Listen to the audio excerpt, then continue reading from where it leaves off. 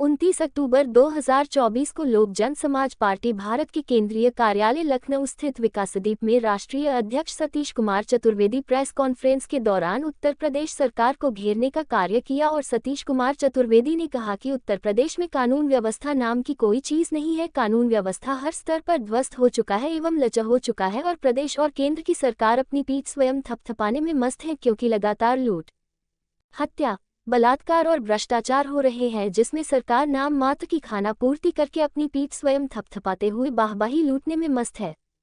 इसी क्रम में चित्रकूट की 23 वर्षीय महिला नर्स जो ड्यूटी जा रही थी, उसके साथ दुराचार करते हुए 3 लोगों ने गैंगरेप किया। ये सब लगातार हो रहा है और प्रदेश सरकार यह कह रही है कि वी एवं मीडिया के माध्यम से यह हिट दे रही है कि उत्तर प्रदेश सबसे उत्तम प्रदेश है और यहाँ गुंडा और माफिया थर-थर कांप रहे हैं। ये कांपने का ही जीता जागता नजीर है कि बहराइच में एक व्यक्ति की हत्या हो जाना, चित्रकूट में महिला नर्स के साथ गैंगरेप हो जाना, प्रदेश की राजधानी लखनऊ के चिन्हट में पुलिस कस्टडी के अंदर एक व्यक्ति का मौत हो जाना, ये कहां तक सरकार को साफ और सही बताया जा सकता है। ऐसी स्थिति में लोक जन समाज पार्टी भारत यह मांग करता है कि दोषियों को कड़ी से कड़ी सजा देते हुए कार्यवाही करने का कार्य करें और जिन लोगों की मृत्यु हुई है उनके परिवार में सरकारी नौकरी देते हुए 20-20 लाख रुपए का मुआवजा सरकार तुरंत उपलब्ध कराए। 20 लाख मुआवजे के लिए कहा था, मुख्यमंत्री जी ने 10 लाख का मुआवजा भी दिया।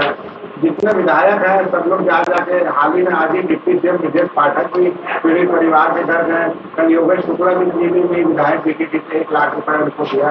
तो इस विषय में आप किस नजरिए से देखते हैं और आपकी तरफ से क्या सहायता पीड़ित परिवार को दी जाएगी और क्या आप लोग उनके साथ हैं? देखिए, हम उस पीड़ित परिवार के साथ हर कदम पर हैं और ये जो सहायता आज देने की बात है, तो ये सहायता देने की नौबत क्यों आई? अपने शासन प्रशासन को इस तरह से टाइट कीजिए कि किसी भी व्यक्ति को जो निर्दोष हो ला करके इस तरह से लॉकअप में न डाला जाए, उसके साथ अमानवीय व्यवहार न किया जाए, क्योंकि भारतीय संविधान में कहीं यह नहीं लिखा हुआ है किसी भी एक्ट में कि किसी भी मुलजिम को भी ला करके आप उसके साथ अमानवीय व्यवहार नहीं कर सकते। तो अगर वो थाने में बंद है, पुलिस कस्टडी में है, तो उसके इच्छा अनुसार उसके वकील से आप बात कराएंगे, उसके मुकदमे की पैरवी करने के लिए वकील निर्धारित कराएंगे, तब जाकर के उसके साथ कोई कार्रवाई कर सकते हैं। और यहाँ तो इनके शासन में यह है कि गिरफ्तार पुलिस आज करती है, गिरफ्तारी कल दिखाती है।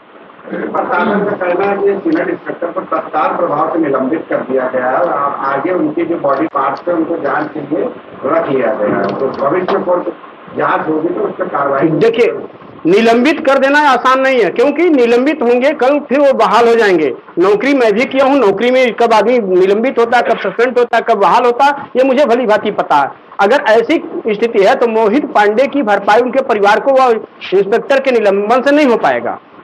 उसको सबसे पहले टर्मिनेट कर देना चाहिए, नौकरी ही ना मिले, क्योंकि भविष्य में उसको देख करके आगे कोई प्रशासन का दरोगा हो, सिपाही हो, कोतवाल हो, ऐसा अमानवीय व्यवहार किसी भी आदमी के साथ ना करे। कांग्रेस प्रवक्ता है, मैं उनका नाम नहीं लूंगा, उन्होंने कहा सीधा बीजेपी पे वार किया है कि ब्राह्मणों पे अत्याचार ये सरकार कर रही है। आप भी उसी बिलोंग करते हैं, तो आप इसको किस नजरिए से? जी देखिए, मैं किसी जाति का नहीं हूँ। अगर मैं पॉलिटिक्स में आया हूँ तो मैं न ब्राह्मण हूँ, न ठाकुर हूँ, न वैश्य हूँ, न गुप्ता हूँ, न तेली हूँ, न हरिजन, कोई जात नहीं हमारी है। लेकिन यह देखने को यह मिल रहा है कि वर्तमान सरकार अक्सर द्वेष भावना से, क्योंकि पहले राजनीति चलता था, लेकिन अब जो चलता है द्वेष नीति, कूटनीति और अपना अस्त्र नीति।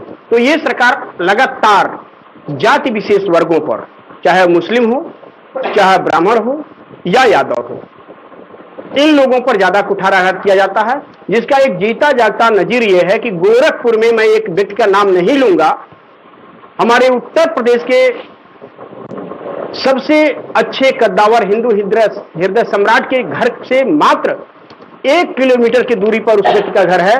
सोने की कुर्सी पर बैठता है और उसके ऊपर लगभग 40 मुकदमे हैं। आज तक उसके घर कोई कार्रवाई नहीं होती है।